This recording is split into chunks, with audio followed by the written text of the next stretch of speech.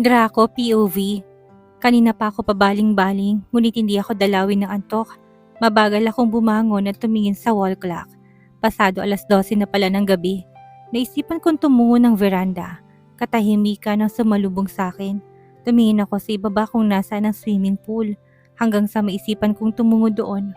Kumunot ang noo ko kasabay ng mabagal na paghakbang nang makita kong isang bulto. Celine, anong ginagawa niya sa mga oras na ito dito? Lalapitan ko na sana to nang bigla akong mapahinto. Isang hikpi ang narinig ko mula dito. Bigla na lang kumabog ang dibdib ko. Umiiyak na naman ba siya? Lumamlam ang mga mata ko na nakatingin sa dalaga. Nakatalikod to sa akin, kaya hindi nito pansin ang pagdating ko. Nahirapan akong lumunok na marinig ang sunod-sunod na hikpi nito. Ramdam kong sakit na nararamdaman nito. Ang pangungulila nito sa totoong mga magulang. Bilang isang anak, nangangarap din ito ng pagmamahal ng isang magulang. Pero hindi ito nakamtan. Sa kabila ng maraming nagmamahal sa paligid nito ngayon, hindi pa rin sasapat at naintindihan ko ito. Iba pa rin ang pagmamahal ng isang magulang. Alam kong masakit para dito na hindi niya kilala kung sinong totoong mga magulang. Napatingala ako nang maramdamang uminit ang mga mata ko. Naawa ako sa kalagayan nito. Gustong-gusto ko itong yakapin. Kumuyom ang kamao ko nang bumalik sa balintataw ko matinding paghihirap nito. Kung paano to pahirapan ang kinilalang mga magulang tulad na rin ng kwento ng aking ina. Kung paano to nagpagala-gala sa kalsada sa loob ng 10 taon. Nagtaas baba ang paghinga ko. Ilang beses ako nagpakawala ng mabigat na buntong hininga bago nagawang magsalita. Celine, ramdam kong pagkagulat nito, bigla rin tong napahinto sa paghikbi ni hindi rin nagawang kumilos. Hating gabi na, bakit nandito ka pa? Malumani na bigkas ko. Dahan-dahan akong lumapit dito. Pansin kong mabilis nitong kamay paakyat sa mukha nito hanggang siya tumikim ito. Kung kailan naman nakalapit na ako saka ito biglang tumayo, nakayuko ito at halos itagong mukha sa akin. At dahil may kadiliman kung kaya hindi ko mapagmasdan ang mukha nito, ngunit alam kong namamaga ng mga mata nito sa kakaiyak. Hindi po kasi ako makatulog, sir. Pumiyok ang boses ni Celine, gumalaw ang pangako na maramdaman na parang maiiyak na naman ito. Kunti na lang ang pagpipigil ko, mayayakap ko na talaga siya. Shh! Anong sir? Pagtatampo ko kunwari. Sandali tong natahimik. Babalik na po ako sa kwarto. Mamaya na. Magkwentuhan na muna tayo. Hindi rin kasi ako makatulog. Pwede bang samahan mo muna ako sandali, my little princess? Paglalambing ko, pilit kong inaaninag ang mukha ni Celine, ngunit lalo lamang nitong tinatago. Hindi to kumibo. Bigla ko namang ginulo ng bahagya ang buhok nito. Tara, maupo na muna tayo. Bigla akong hinawakan ng palapulsuhan nito. Ramdam ko na bahagya itong nagulat. Laking pasalamat ko't hindi to nagreklamo. Pagkaupo namin ay siyang pagtingin ko sa mukha nito. Ngunit tinago nito sa pamamagitan ng mahabang buhok nito. Rinig ko mahina na pagsinghot-singhot nito. Gusto mo bang magkwento? Handa ako makinig. Wika ko.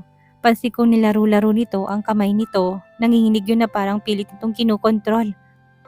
Handang makinig ang Kuya Draco mo. Yukong-yuko ito at tanging mahabang buhok nito ang nakikita ko hanggang sa bigla ko nalang marinig ang mahinang hikbi nito. Sorry po, garalgal na wika ni Celine. It's okay, nandito lang ako. Hinaplos kong likuran nito, lalong yumugyug ang balikat ni Celine, tanda na umiiyak ito. Umigting ang pangako sa nakikitang kalagayan nito. Hindi ko gustong umiiyak ito, pero alam kong yun ang paraan upang maibsan ang bigat na nararamdaman nito. Ang sakit pa rin po kasi kapag naalala ko ang bigla nitong tinakpan ang bibig ng kamay nito upang mapigilan ang pag-alpas ng malakas na hikbi. Hindi na ako nakatiis. Mabilis ko itong niyakap. Isinandig kong ulo nito sa dibdib ko at mga alis ito nang mabilis ko tong pigilan. Stay at saka hinaplos ng marahan ng likuran nito. Ilang minuto tong umiyak sa dibdib ko. Para itong bata na sobrang inapi. Lihim akong hinagka ng tuktok ng ulo nito. Nandito lang ako, Celine, kapag kailangan mo ng masasandalan. Huwag kang mahihiya, bulong ko dito. Hanggang sa unti-unting pumayapang paghinga ni Celine, tanda ng paghinto ng pag-akyak nito. Kumalasto mula sa pagkakayakap ko. Pasensya na po. No, it's okay, Celine. You're my little princess. Nandito lang ako kapag kailangan mo. Hindi to kumibo. Look at me, princess. Pakiusap ko. Lalo lamang tong yumuko. Nagulat to na bigla akong tumayo tumupo sa mismong harapan nito. Sandali ako natigilan nang makitang pamamaga ng mga mata nito. Sobrang lungkot nun at parang gusto kong manakit sa kung sino man ang dahilan ng pag-iyak nito. Kung nakamamatay lang ang sigaw ng isip ko, baka kanina pa bumulagta ang mag-asawang yon sa nagpahirap sa dalaga. Kaagad tong yumuko, Celine, at maranghang inangat ang mukha nito. Nagtatanong naman ang mga mata ni Celine. Marahil nagtataka to sa ikinikilos ko. Gusto ko sanang hagka ng malambot nitong labi. Gusto kong pagaanin ng pakiramdam nito. Pero baka lalong madagdagan ng takot nito oras na gawin ko yon. Wala pa naman tong kamuwang-muwang. Her eyes say how innocent she is. Ninitaan ko to, kinulong ko sa dalawang palad kong malit nitong mukha sabay haplos. Lihim ako napalunok dahil sa lambot ng pisngi nito. Ang kinis-kinis din. Pag-aralan mong kalimutan ang nakaraan, hindi nila deserve para alalahanin pa. You deserve to be happy, Celine. Para yatang humintong tibok ng puso ko nang mismong sa harapan ko, tumulong sariwang luha nito. Kitang-kita ko matinding kalukutan. Celine, nahihirapang bigas ko, naninikip ang dibdib ko. Hindi ko alam kung paano ko to kalilingain. Sobra akong nahihirapang nakikita tong umiiyak. Salamat po, sabay yuko nito't punas ng luha. Maliban kasi sa inakala kong mga magulang, sobra po akong nangulila sa totoo kong mga magulang. Iniisip ko kung naalala pa ba nila ako. Hindi ko kasi tinatanggap na patay na sila. Paputol-putol na wika nito. Nasisigurado kung araw at gabi kanilang iniisip. Natitiyak kong sobra din silang nangungulila sa'yo. Muli kong hinawakan ang mukha ni Celine. Pinunasan ng luha sa mga mata nito. I'll help you na mahanap sila. Kita kong pagliwanag ng mukha nito. Talaga po? Pero paano niyo po sila mahanap? Naguguluhang tanong ni Celine. Binigyan ko to na nakakaunawang ngiti. Mahahanap ko sila, basta magtiwala ka lang sa akin. Tinitigan ko to sa mga mata, isang tangong pinakawala nito. Pero bago ko sila hanapin, mangako ka muna sa akin. Wika ko. Na ano po? Parang batang tanong nito, lalo tuloy akong nababaliw dito habang tumatagal. Hahayaan mo kung tulungan ka upang makalimutan ang nakaraan mo. Gusto ko maging kampante ka na lubusan sa akin. Gusto kong simula bukas, makita kong ngiti dyan sa labi mo. At gusto ko rin na mangako ka na hindi mo ko tatawagin sir kapag tayong dalawa lang. Gusto kong maging malapit tayo sa isa't isa. Pwede ba yon? Tumango ako dito bilang tanda ng pagsang-ayon sa gusto. Talaga pong tinuturing niyo akong kapatid? Malamis sa tanong ni Celine, lihim ako napalunok. Hindi kapatid Celine, kung hindi nobya na pinapangarap na maging asawa balang araw. Opo, hindi ba halata? Sabay ngiti ko dito. Hinaplos ko pang buhok nito. Ikaw ang little princess ko na iyakin. Pagbibiro ko dito. Simple at malungkot na ngiti ang sumilay sa labi nito. Ang swerte ko pa rin po pala kahit na papano. Napadpad ako sa mga taong nagmamahal sa akin. Bumigat ang paghinga ko nang tumulo na naman ang luha ni Celine. Umupo ako na muli sa tabi nito at walang pag-alinlangan na niyakap itong muli. Celine POV. Kagat-kagat ang ibabang labi ko habang nasa tapat ng pintuan. Gising na kaya siya? Para akong tanga na nakatitig lang at hindi malaman kung kakatok o aalis na lang muna at babalik na lang mamaya. Tapos ko na kasing linisin ang kwarto ng dalawang kambal. Pero hindi ko pa yata napansin ang paglabas ng Kuya Draco ko. Isang buntong hiningang pinakawalan ko bago kumatok ng 3 beses. Itinapat ko pang tenga ko sa pintuan, nagbabaka sakaling may marinig na ingay sa loob. Hanggang sa maisipan kong pihitin ang seradura ng pinto, napaawang ang labi ko. Hindi nakalak, ibig sabihin lumabas na siya. Hindi ko lang yata napansin kanina sa dining area. Dahan-dahan akong pumasok. Katahimikan ang sumalubong sa akin. Wala na nga ito sa kama. Ang bango talaga ng kwarto nito, yung bango na naamoy ko dito kapag malapit to sa akin. Nakagat kong ibabang labi ko nang maalalang mga kadramahan ko habang nasa tabi ko pang lalaki. Hindi ko naman kasi akalain na bababata sa ganong oras ng gabi. Nakita tuloy nito kung paano ko umiyak, kung paano ko masaktan habang inaalalang mga nakaraan ko. Marahil tama ito. Kailangan kong kalimutan ang mga nakaraan upang makamtan kong totoong kasiyahan sa buhay. Alam kong hindi madali pero sa tulong ng mga tao na sa paligid ko ngayon, alam kong paunti-unti maghihilom ang sugat sa puso ko. Labis ang kasiyahan ko nang sabihin nitong tutulungan ako nitong hanapin ang totoong mga magulang ko. Hanggang ngayon hindi pa rin ako makapaniwala na sobrang bait pala talaga nito. Nung una hindi ako makapaniwala na turing na kapatid ang tingin nito sa akin.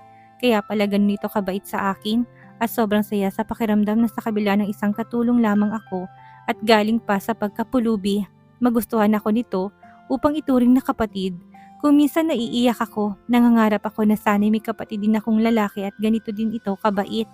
Alam ko sa sarili kung bakit ako labis na nasasaktan. Dahil naghahanap ako ng pagmamahal. Pagmamahal na galing sa totoong mga magulang at mga kapatid ko kung meron man.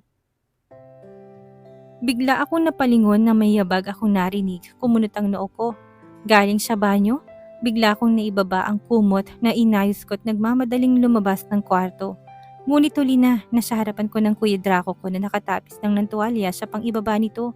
Walang damit ang itaas nito, kaya naman kitang-kita kong pangangatawan nito.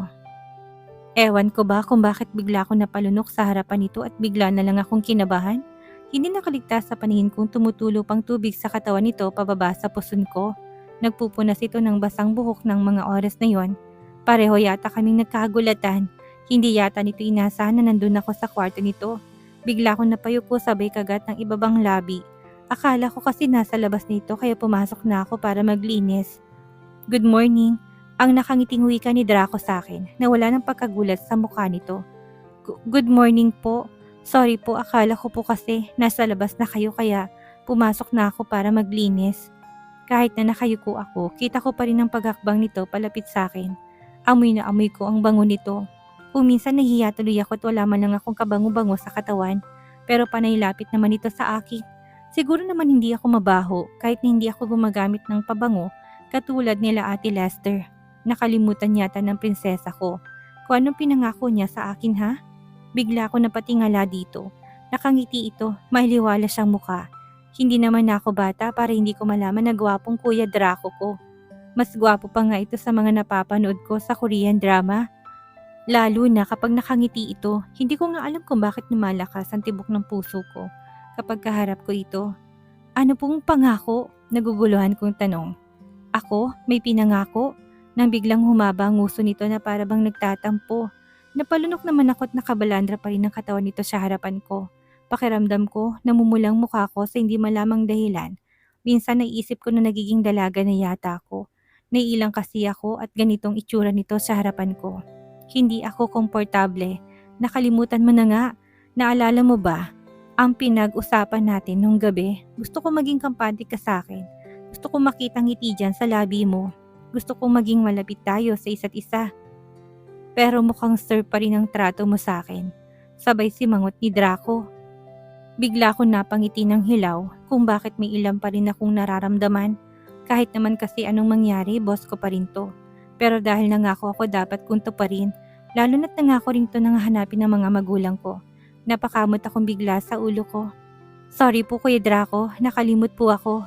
Nagulat kasi ako sa biglaang mapagsulpot galing ng banyo at binigyan to ng nahihiyang ngiti.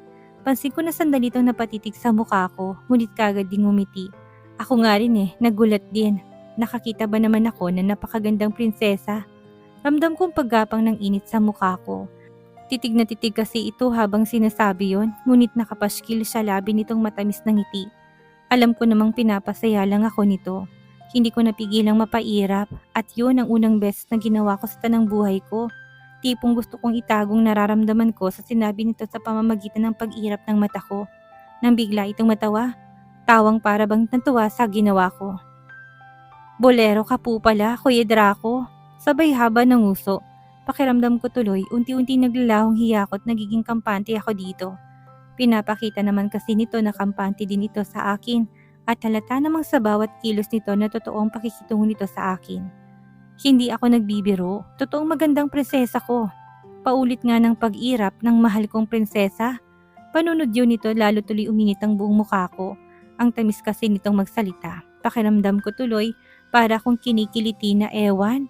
Tinalikuran ko ito, sobra na kasi akong naiilang. Para kasing may napansin akong bumubukol sa ibaba nito. Maglilinis na nga lang po ako kuya. Pika ko dito. Rinig ko pang malutong nitong tawa. Hindi ko naman napigilan ng mapangiti ng totoo. Pakiramdam ko pati mga mata ko nangingislap sa tuwa. Saktong nagpapalit ako ng bedsheet nito nang marinig kong yabag nitong papalapit. Tulungan na kita. At saka ito umikot sa kabilang side. Medyo nahirapan din talaga ako maglagay at malaki ang kama nito. Salamat Kuya Draco, sabay ngiti ko. Hindi ko na pinansin ang paninitig nito at nilagay sa malit na basket ang maruming bedsheet nito. Nag-almusal ka na ba, Celine? Nilingon ko ito. Opo, kayo po kuya, tanong ko din. Umiling ito. Makita lang kita, busog na ako. Ngiti-ngiti ito. Samantalang hindi ko naman maintindihan ang sinasabi nito. Mukha po ba akong pagkain kuya? Hindi mo naman po ako makakain eh. Paano kayo mabubusog? Nang bigla itong mapakamot sa batok. Napakagatlabi din to. Namumula pong tenga niyo Kuya Draco. Ngumiti lang ito sabay lapit sa akin. Bigla ba namang ginulong buko? Minsan naisip ko na baka pagpagkamalan ako nitong aso. Ganon kasing ginagawa ng daddy nito sa mga alaga nitong aso. Napaka-inosente talaga ng prinsesa ko, wika ni Draco. Po, kumunot ang noo ko. Nang umiling lang ito, hindi mawala-walang ngiti sa labi nito. Na may bigla kong maalala. Kuya Draco? Yes, princess. Bigla akong umiling. Bakit niyo po ba ako tinatawag na princess? Hindi naman po yun ang pangalan ko. Ano po bang ibig sabihin ng prinsesa? Tanong ko. Ayaw mo bang tawagin princess? Balik na tanong ni Draco. Umiling naman ako. Sige, baby na lang itatawag ko sa'yo. Nagtaka ako't ang lawak ng ngiti nito. Para bang sayang-saya ito. Baby? Bulong ko. Tumikim ito. Yes, baby. Ang ibig sabihin nun, ikaw ang maliit kong kapatid na mahal ng kuya. Biglang gumuhit sa bibig kong salitang, "Oh, you're my baby." Sabay titig sa mga mata ko. Bigla ko napaiwas ang tingin ng para bang may tumutusok sa tiyan ko, pababa sa hindi malamang dahilan. Sige Kuya Draco, maglilinis na po ako. Paalam ko, patungo ako sa sala nito, narinig ko naman ang pagsunod nito. Paano kaya ako nito makakalinis? Panay buntot ng kuya kong ito, bigla ko napahinto sa paghakbang nang umupo ito sa sofa. Bala ko pa namang linisin ang sala nito. Paano ko makakalinis kung nandito to? Hindi ka po ba Kuya Draco mag-aalmusal? Tanong ko. Nope, samahan na lang muna kita dito. Baka malungkot ang baby ko at walang kausap. Bigla naman ako napasimangot. Hindi ko alam kung nagbibiro ito o nangaasar. Pero maglilinis ako kuya, hindi naman po ako malulungkot at magiging abala ko sa paglilinis. Katuwiran ko, tumitig to sa akin. Hanggang sa tumayo ito. Okay, kukuha lang ako ng pagkain at dito ako kakain. Okay lang ba? Gusto ko nakikita ang baby ko, sabay nguso nito na akala mo bata. Napangiwi naman ako. Hindi ko akalain na may pagkabata pala ng Kuya Draco ko. Pero aminin kong nagmumukha tong cute sa paningin ko. Parang ang sarap pisilin ng pisngi niya eh. Hindi ko rin maitatangging natatouch ako sa pinapakita nito na kabaitan sa akin. Draco POV. Ilang minuto na yata ako nakatitig sa monitor. Kakatingin ko anong ginagawa ng baby ko. Para kung tanga na nakangiting mag-isa. Hindi mawala-wala sa isip ko kung paano to nagulat na makitang nakatapis ng ako ng tuwalya. Sinadya ko talaga na alisin ang lock ng pinto ng kwarto upang makapasok siya. Pero hindi ko pa rin naiwasang magulat at ganong kalagayan ako nito nakita. Aaminin ko naman na nagustuhan kong reaksyon niya. Ang pamumula ng magandang mukha nito. Kung paano ito napalunok sa harapan ko at kung paano umawang ng bahagyang nakakagigil nitong labi. Ngunit nasa mukha pa rin ito ang kainosentihan. Dinaan ko sa tamis ng ngiti ang kilig na nararamdaman ko habang nakatitig ito sa pangangatawan ko. Proud yata ako sa mala Adonis kong pangangatawan. 8 packs yata ang abs ko. Pero sa nakikita ko sa mga mata ni Celine, mukhang wala tong kaalam-alam siya ganung ganda ng katawan ng isang lalaki. Mas lalo kong nababaliw sa napaka-inosente nitong pagkatao. Laking pasalamat ko at mabilis itong kausap. Kung paanong tumutupad to sa pinangako nito, muntik na ako makalimot dahil lang sa ngiti nito. At dahil sa kilig na naramdaman ko, kaya naman bumanat ako sa paraang mapapasaya ko ito. Hindi naman ako nabigo at lalong namulang mukha nito nang sabihin ko nakakita ako ng napakagandang prinsesa.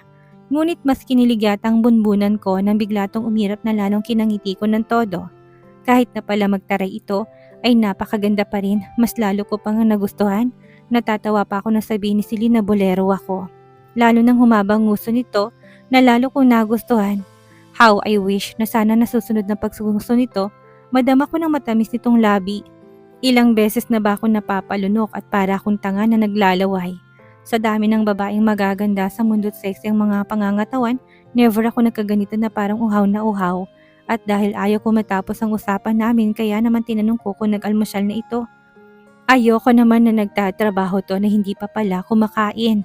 Ngunit ang bala ko magseryoso ng usapan ay nauwi na naman sa kalokohan. Ewan ko ba kung bakit ang sarap na sarap akong binibirong dalaga. Para bang sa pamamagitan ng ginagawa ko mapapalapit to ng gusto sa akin. Ngunit ang banat ko para dito'y wala lang dito.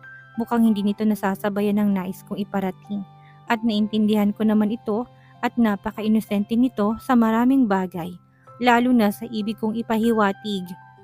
Mas lalo kong napatunayan na wala pa talaga itong kamuwang-muwang sa maraming bagay. Natanungin ako nito kung paano ba ako mabubusog hindi naman daw ito pagkain. Kung hindi lang talaga ito inosente baka nasabihan ko na itong meron sa parte ng katawan mo ang pwedeng kainin na tsak na mapapatirik yung mga mata mo. Pero tanging ngiti at pamumula ng tengang naisagot ko dito kung bakit kumislot ang alaga ko sa paraan ng tanong nito. Ngunit hindi ko inasahan ang susunod na itatanong nito kung bakit tinatawag ko itong prinsesa. May dumaang lungkot sa puso ko nang malamang hindi nito alam ang ibig sabihin ng prinsesa. Kaya pala noon pa man na tinatawag ko to ng ganon, hindi ko nakitaan ng kislap sa mga mata nito dahil hindi nito alam kung anong ibig sabihin ng prinsesa. Mas lalo ko nakaramdam ng awa para sa kalagayan nito pero hindi ko yun ipinahalata.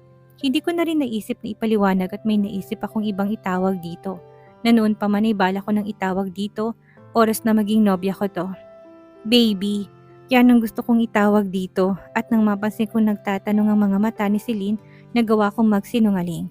Kung bakit baby ang itatawag ko dito, kahit na masakit sa pandinig ng salitang kapatid, nagawa kong sambitin dito para maniwala to. Para yatang gustong kumawala ng puso ko nang hindi to nagrereklamo. Sa sobrang saya ng puso ko ng mga oras na yon, ayaw ko na itong iwanan sa loob ng kwarto kong yon. Gusto ko itong palaging nakikita, ngunit napilitan na rin ako na bumaba para mag-almusal at nakasimangot ng magandang mukha ni Celine. Hindi raw ito nakakapaglinis ng maayos kung nandun ako. At ngayon nandito ako sa library sa mismong loob pa rin naman ng kwarto at wala akong ginawa, kundi pagmasdan ng bawat galaw ng dalaga. Kaagad din kasi ako umakyat pagkatapos na mag-almusal. Hindi nga nito namalayan na nakapasok na ako. Napakunot ang noo ko nang makitang nagpapalito ng kortina. Tumingkaya dito at mukha itong nahihirapan. Gumamit lang ito ng upuan, bigla ko napatayo. Nang mapansin ko ano man ang oras ay babagsak ang upuang pinagagamitan ni Celine. Mabilis ang bawat paghakbang ko. Napahinto ako habang pinagmamasdan ito. Nanikit yata ang mga mata ko nang biglang gumalaw ang upuan at nagkamalito ng pag-apak. Biglang umalingaw-ngaw ang tili ni Celine. Ngunit bago pa man ito bumagsak sa sahig kagad ko itong nasalo. Para itong bridal sa paraan ng pagkakahawak ko. Napahawak din to sa batok ko. Kita kong pagkagulat sa maganda nitong mukha. Are you alright, baby? Para ako yatang kinilig sa binitawan kong endearment. Napatitig akong bigla sa labi nitong nakaawang ng bahagya. Lihim na gumalaw ang pangako sa pinipigilang nararamdaman. Bigla itong napalunok. Nagpababa naman to kaya na kahit na ayaw ko pa siya na. Gusto ko pa siya nang damahin ang malambot nitong pangangatawan. Salamat po kay Draco. Bigla nitong hinawakan ang dibdib nito. Siguro dahil sa takot niya kanina. Huwag mo nang uulitin ulit ang pagpapalit ng kortina dito ha. Ako nang bahala. Pero trabaho ko po. Tss, huwag matigas ang ulo. Humaba na naman ang nguso nito nang hindi ako makapagpigil. Bigla akong pinisil na nakakagigil nitong pisngi. Ang cute talaga ng baby ko at saka ito binigyan ng ngiti.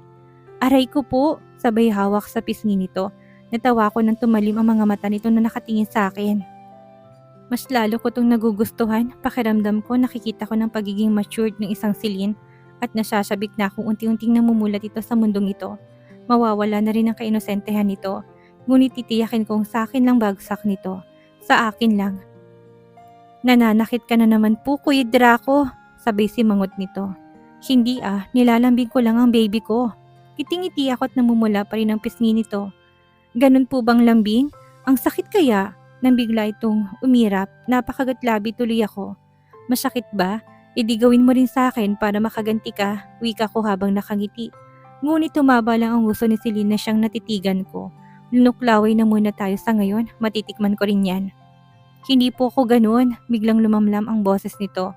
Bigla naman ako sa seryoso, mukhang ugali ng gumanti. Nakatalikod nito sa akin habang inayos ang kortina tinanggal ito. Ngunit bigla akong humarap dito, hinawakan ko to sa magkabilang balikat. Pero gusto kong gumanti ka, kurutin mo rin ang pisngi ko. Dali na, wika ko. Pumikit pa ako sa harapan nito habang nakangiti. Gusto kong alisin agad ang lungkot na bumabalot dito. Hanggat maaari ayaw kong naalala nitong pangit nitong nakaraan. Nang ilang segundo wala itong imik, minulat ko mga mata ko. Ngunit ako yatang natigilan nang makita kung gaano ito nakangiti ng buong tamis. Para bang tuwang-tuwa ito sa nakikita. Akmang magsasalita ako nang bigla itong magulat. Pinisil ba naman itong may panggigigil ang pisngi ko? Sambit ito sa parang nanggigigil. Nagkunwari naman ako na nasasaktan. Isang hagik-hik ang kumawala sa labi ni Celine bago nito binitawan ang pisngi ko. Para akong tanga na estatwa habang pinagmamasdan tong humahagik-hik, kumawala ang matamis kong ngiti sa labi habang nakatitig sa dalaga. Ang sarap sa pakiramdam na akong dahilan ng pagtawa nito. Masakit po ba, Kuya Draco? Namumula pa rin ang mukha nito sa kakatawa kanina-kanina lang.